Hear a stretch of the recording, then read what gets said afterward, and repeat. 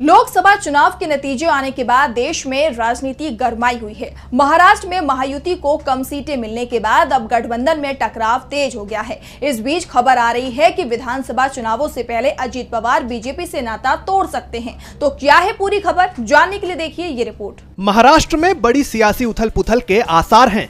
अटकलें हैं कि विधानसभा चुनाव से पहले अजित पवार बीजेपी से दूरी बना सकते हैं। हालांकि अब तक राष्ट्रवादी कांग्रेस पार्टी एनसीपी ने आधिकारिक तौर पर कुछ नहीं कहा है। बताया जा रहा है कि एनसीपी ने कैबिनेट मंत्री पद की मांग की थी, लेकिन उन्हें राज्य मंत्री का पद दिया जा रहा था, जिसे लेने से उन्होंने इनकार कर दिया और उनके हाथ से वो एक पद भी निकल गया, जिसके बाद से एनसीपी बीजेपी से नाराज दिखाई दे रही है और दोनों के बीच दूरियां भी दिखने लगी हैं।